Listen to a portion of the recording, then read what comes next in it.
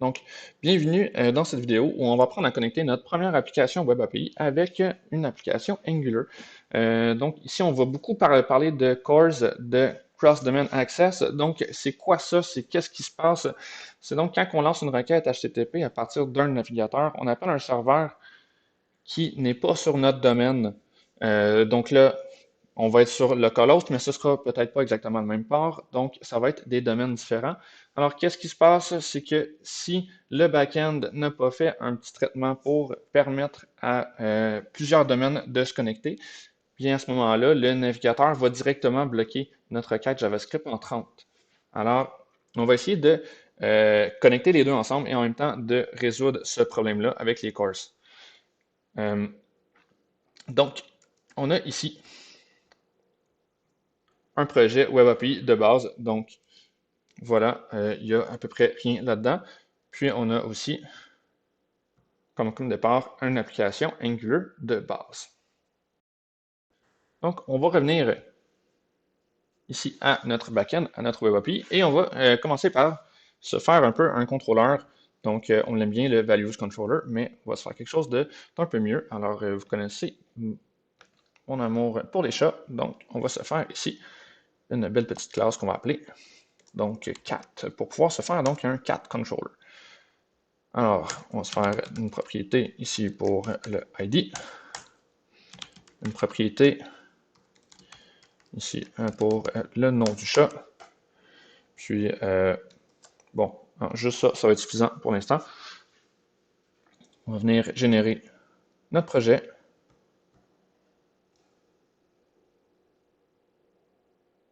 Voilà. Et ce qui va nous permettre donc de venir ici se générer un contrôleur de chat. Donc, quand on génère un contrôleur, on voit on a encore d'options, comme que c'est un projet aussi MVC, de générer un contrôleur MVC avec des vues. C'est peut-être pas ce qu'on veut. On veut vraiment générer un contrôleur Web API avec nos actions en utilisant Entity Framework. Donc, parfait. On va faire ça. Donc, notre classe ici, ça va être cat. Et on devrait déjà avoir un contexte, vu qu'on a déjà ajouté l'authentification lors de la création du projet.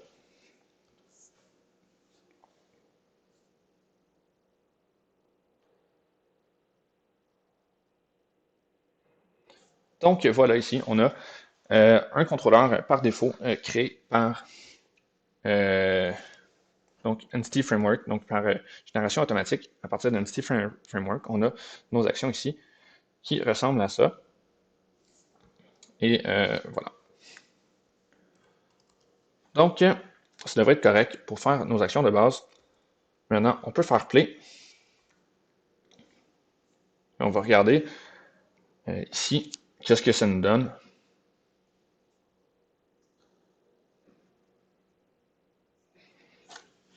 Donc, si on vient voir ici, API pour venir voir la documentation.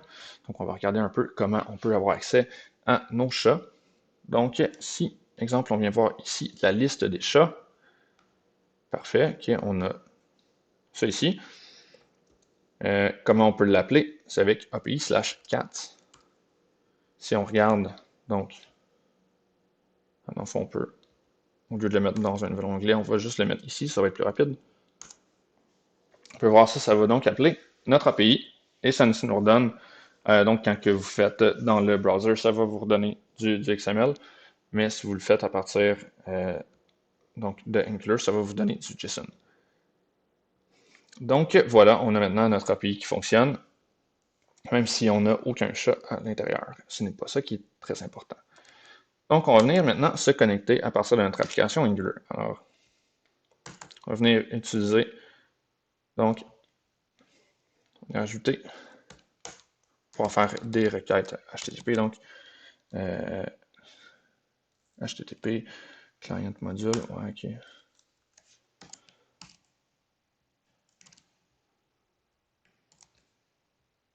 Donc, voilà, HTTP client module. Parfait, ce qui va nous permettre ici de venir mettre dans notre constructeur notre objet HTTP qui va être de type HTTP client. Parfait. Voilà. Euh, Maintenant, on peut essayer de lancer une requête. Donc, on va mettre ça dans le oninit.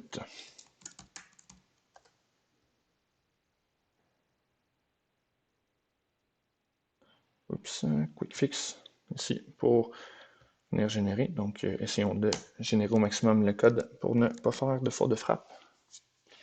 Et on va pouvoir venir utiliser notre HTTP pour faire un get.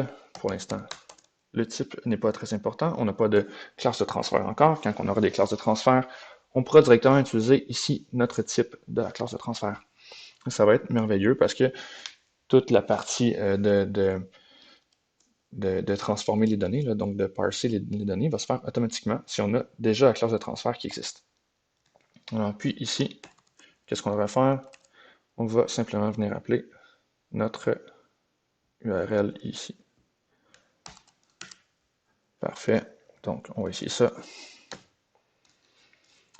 Et on va mettre notre petit subscribe ici.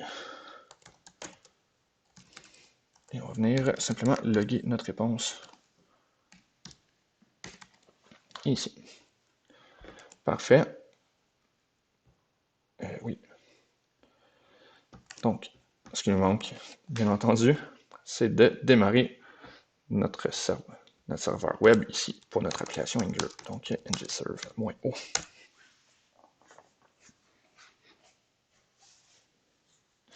Donc là, normalement, ce qui va se passer,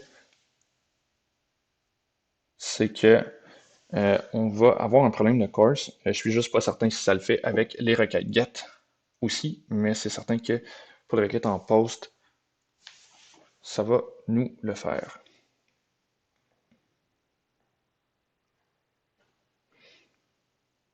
On va commencer par tester. Est-ce qu'en get, on a des problèmes avec les courses ou non?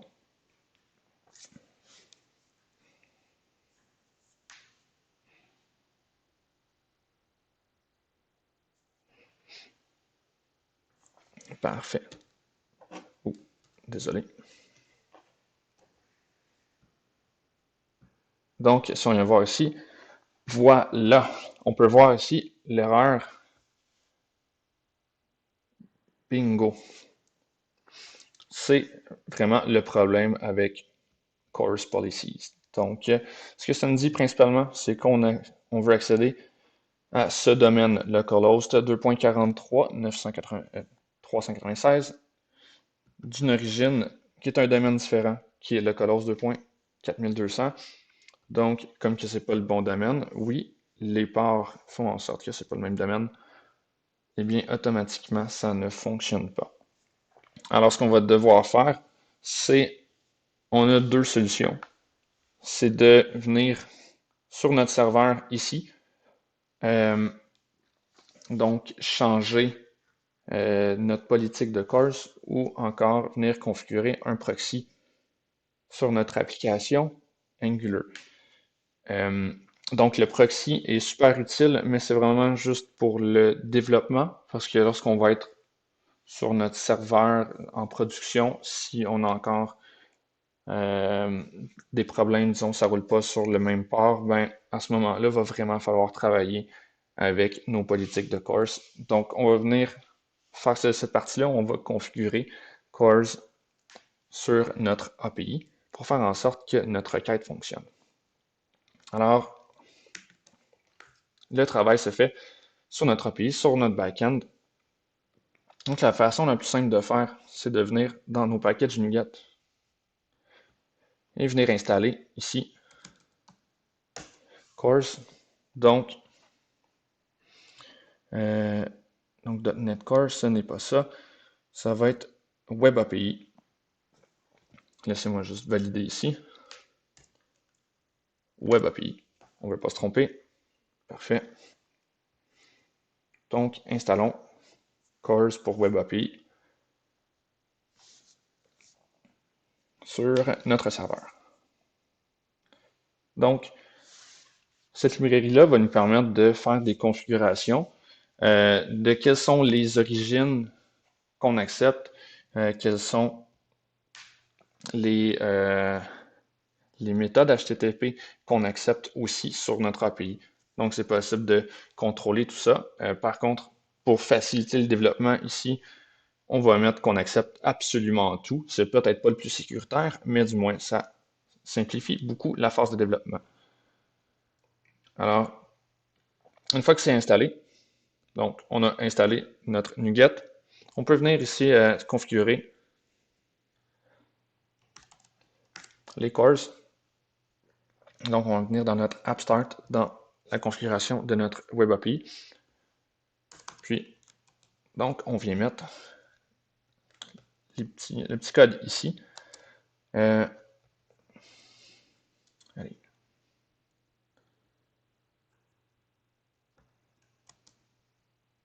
OK. Parfait.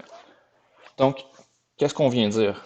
On vient permettre, dans le fond, les attributs ici, pour dire, on veut permettre tous les origines, donc ça veut dire des requêtes qui viennent de partout, peu importe aussi quelles sont les méthodes HTTP et qu'est-ce qu'on a dans l'entête. Donc, principalement, on accepte toutes les requêtes.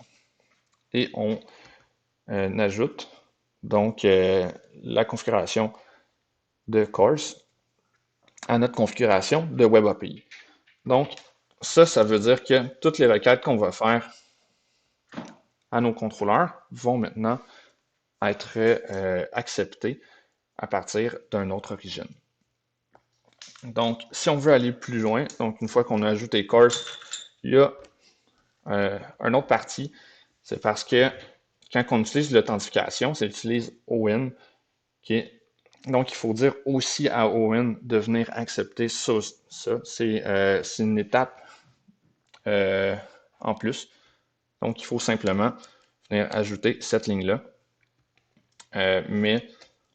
Donc ça, c'est pour pouvoir recevoir notre token quand on va s'authentifier. Pour l'instant, on ne le fait pas encore, mais donc tant qu'à parler de CORS, il faut savoir que la configuration ici, ça marche pour absolument tout ce qui est Web API, mais le token, lui, a un petit fonctionnement un peu différent. Donc, il va falloir venir vraiment, je crois que c'est ça, Grant Resource Owner Credentials, exactement. Donc, voilà, on vient mettre cette ligne ici qui nous dit principalement d'ajouter à la réponse Access Control Allow Origin pour mettre accepte tous les origines. Et si on remarque, bon, là, on n'a plus l'erreur dans le document HTTP, dans la page web qu'on avait tout à l'heure, mais on a, si vous vous rappelez, c'était exactement ça qui était écrit, que cette propriété-là, dans la réponse, n'était pas configurée pour permettre à localhost 4200 de recevoir la réponse. Donc maintenant qu'on a fait ça ici, on a configuré donc les cores, on peut redémarrer notre serveur.